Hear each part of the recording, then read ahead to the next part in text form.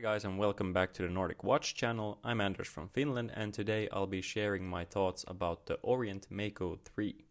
That's right, there's actually a Mako 3 now, after all the speculations and unclarity that have been around since the Orient Kamasu introduction. To start things off, I want to go through some confusion that might be present when it comes to the Orient diver offering. Previously, there were the Orient Ray 2 and Mako 2. A few years ago, Orient introduced the Kamasu, which has a very similar case, but was upgraded to have a sapphire crystal. Now, Orient has released new models that are based on the Kamasu, so they have the same case, bracelet and specs as the Kamasu, but with different dials and colors. As of now, Orient is still offering the Ray 2 and Mako 2 with mineral crystals. They also have the original Kamasu and what I consider to be the Ray 3, because it looks like the Ray 2. And now the Mako 3. This is somewhat unclear, and since the naming isn't made officially by Orient, it's open for interpretation. But when it comes to the design and look of the watches, that naming would make sense in my opinion. Check out the affiliate links in the description below to browse these models on Amazon. The Orient Ray, Mako and Kamasu models are quite famous in the watch community, and I'm thrilled to be among the first to review this third generation Mako. Big thank you to Millie at Grove Communication for sending me this watch and letting me keep it afterwards. So be aware that I have been gifted this watch for free, but that being said, don't worry, I still have the freedom to say whatever I want about this watch. Hats off to Orient for having that kind of mentality, wanting to get honest feedback from the consumers and wanting to be honest about their marketing. I think it's a strong signal that they believe in their product very strongly. The Orient Mako was originally launched in 2004, so soon 20 years in the making. For perspective, back in 2004, the Nokia 2600 was the most sold phone in the world, so it's been a while, and I feel old. The new Mako comes in some new color variations, which we haven't seen before.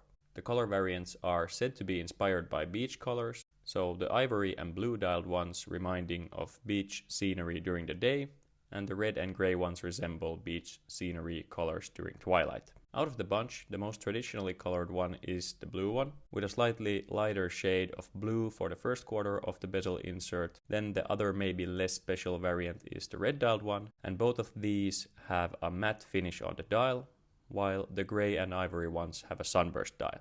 I like the gray version, but the yellow details didn't really tickle my fancy, so eventually after pondering for quite some time, I opted for the ivory dialed version, partly because I didn't have a light dialed diver in the collection.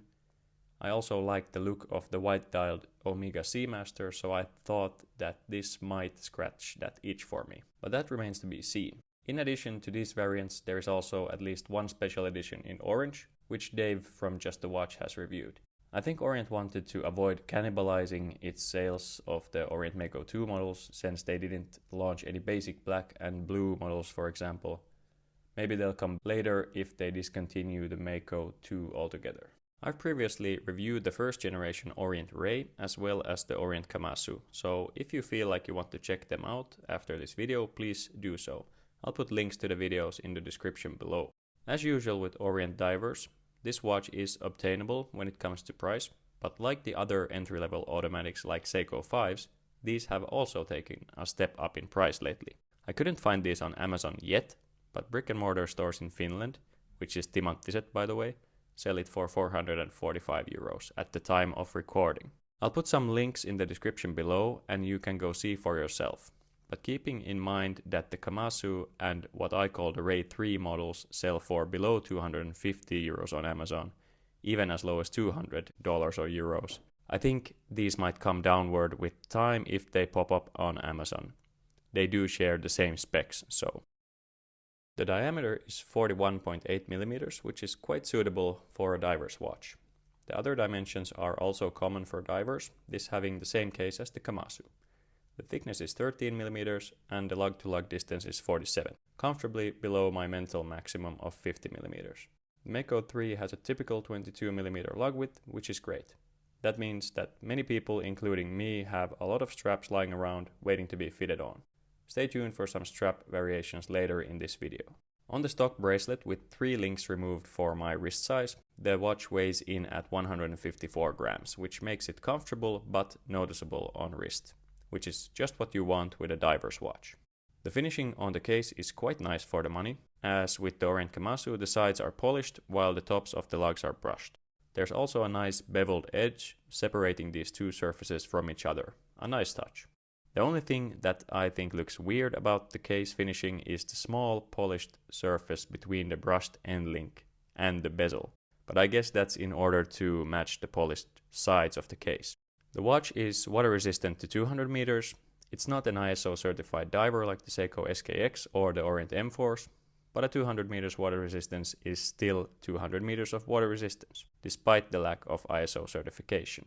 This case back has the same dolphin engraving as the Kamasu, which I'm not such a big fan of. Sure, it's a nice idea, but I think the shallow engraving just looks somewhat underwhelming, and I would almost prefer a plain case back to this. But that's just my personal preference, and it's not like you spend a lot of time looking at the case back either. They also kept the same square crown guards on the Kamasu, which just somehow looks clumsy to me. If I'm not mistaken, the crown is updated, however, and the knurling on this crown is way better than on the Kamasu. This makes the screw down crown a lot easier to unscrew and use. It also feels more solid than the one on the Kamasu. The in-house F6922 movement comes with hacking and hand winding and a power reserve of around 40 hours. It's up to par with the Seiko 4R35, the most common automatic movement out there, and that's good. It's a very reliable and also quiet movement that beats at 21,600 beats per hour, giving the seconds hand a smooth enough sweep. The Orient sign crown has 4 positions. First one is screwed down. Second one is for the hand winding. Third one is for setting the date and day, and the fourth one for setting the time. The Orient comes on the same metal bracelet as the Kamasu. It's a solid link bracelet with brushed finishing on top and polished sides of the links. The links are held together by pins, making the sizing a really easy process. The female end links are hollow. The Orient branded clasp is a typical pressed clasp with a double push button and a safety buckle.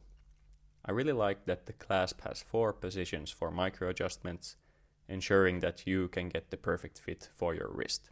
I think all clasps should have something like that. All in all, it's very basic stuff, but it does the job and it's quite comfortable. It's not the worst kind of rattle either, but not the most quiet one. But it does not rip off any arm hairs, which is good. And it does look good also. I would, however, like to see it taper even a little bit, as a straight bracelet like this does look kind of bulky sometimes. This watch goes well with different straps too, as you'll see later in the video, and having the same case as the popular Kamasu model, which has been out there for several years, there are tons of aftermarket bracelets available also, if you don't like the original one. The crystal is a sapphire crystal, and I'm really pleased to get sapphire since we had mineral crystals on the Mako and Ray 2 models. That's always a significant upgrade. You can be sure that you won't be getting any scratches on your sapphire crystal. It's not a surprise since the Kamasu, as well as the other special editions with round indices or the Ray 3 models, already had sapphire crystals too. The main thing separating the Mako 3 from the Kamasu is the dial and the color of the bezel insert. Zooming in closer on the dial, we can see this beautiful sunburst ivory dial. The color of the dial is described as ivory, and I'd say it's hard to describe. Sometimes it looks silver, other times kind of champagne-ish. It's quite unique to the watches I reviewed earlier. What sets the Orient Mako series apart from most divers is the fact that they include Arabic numerals for the 6, 9 and 12, while most divers just have more sleek indices. The rest of the indices are these rectangles with a pointy end towards the middle. There's a printed minute track on the chapter ring with lines as markers. Everything aligns nicely as usual with Orients. I think the framed day and date window at the 3 o'clock position is convenient, although day and date windows sometimes are a bit large on dials and can make the dial a bit crowded. Still, I think it's tastefully done and doesn't bother the overall harmony of the dial too much. But it would be interesting to see a Mako model with the number 3 index instead of the day and date, What do you guys think? A day and date function also makes this watch a more convenient everyday kind of watch for those who still use their watch for time and date and not just as an accessory. As usual with Orient divers, you know the Lume is going to be good. I like that they also loomed the Arabic numerals, adding some legibility to the dial in the dark. You can always trust Orient to loom their dive watches properly. The sword style hands have a polished finish, and they also have plenty of lume. The second hand has an arrow at the end that is painted orange to somewhat match the first quarter of the bezel insert. I really like the color combination of the aluminium bezel insert. So the first quarter is kind of a bronze tone, while the rest of the insert is a gray tone with some slight hints of olive green maybe. That really depends on the light though. The bezel action on the 120 click unidirectional bezel is decent. It's not too loose to turn, making it feel robust, and the gripping surface on the bezel makes it easy to turn nonetheless. Now let's discuss the size and wearability of this watch. As usual, I have some comparisons here to give you some perspective. Lately, the divers I've reviewed have mostly been under 40mm in diameter, so compared to those, it's quite large. But it is still a mid-sized dive watch, and the size is similar to the Seiko SKX. For a 6.5-inch wrist like mine, this size is quite right. I've been wearing smaller watches lately, like the SIN 556A and the Seiko SARB 033, so the Mako 3 has felt a little bit bulky. Luckily, the lugs curve downward and the bracelet has female end links, so that helps the watch sit very comfortably on the wrist. And just as a comparison here to show you that this is in fact a middle-sized diver, not a very large one, here are a couple of larger Orients next to this Orient Mako 3, and as you can see, this is substantially smaller than these two Orients. Keep in mind that the camera usually makes a watch look bigger on wrist than it actually does. Another factor is the ivory dial, because darker dials usually look a bit smaller on wrist than lighter dials. So if you're on the fence about the size, I'd say go with a darker tone. The color of this specific model might be a difficult one to pair with straps, so let's give it a go. Hopefully you'll see something you like.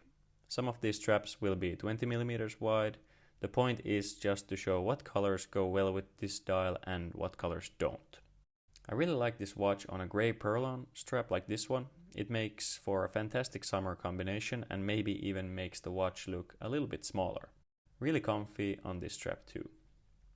Generally, I feel that the lighter colors like beige and light grey go well with this watch. Darker, more contrasting straps also look good, but they're not particularly in my taste. I really like the lighter combinations though, a really summery watch.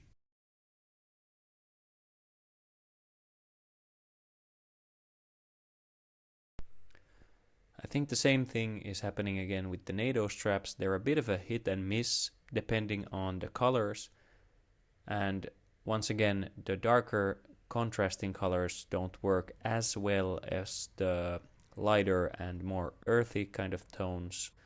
I think the earthy kind of tones really match this dial and the bezel insert very well, and overall it looks great. I didn't have a brown leather strap that I could try on properly, so here are 3 different shades of brown next to the watch, just so you get a glimpse of what could work. I kind of like that cognac color with this watch. It matches the bronze on the bezel and the orange tip on the second hand, so that's nice. To summarize, this watch has a lot of positives and very few negatives in my opinion. You're getting a 200 meters water resistant watch with a sapphire crystal and in-house movement as well as some great lume. You're also getting a quite exotic color combination and dial with a unique design with those Arabic numerals, from a brand that is well established and has some heritage to it already. The bracelet is not quite as good as I would like, mainly due to the lack of tapering. The crown guards look a little bit clumsy in my opinion. Those could be redesigned somehow if I would get my wish. At around 350 to 450 euros or dollars at this moment, it's a good deal but nothing out of this world. but I'm quite sure the price will get down there with the rest of the Orients with the Kamasu specs eventually. Those can be found for around 250 or 200, which makes a world of difference with regards to value for money.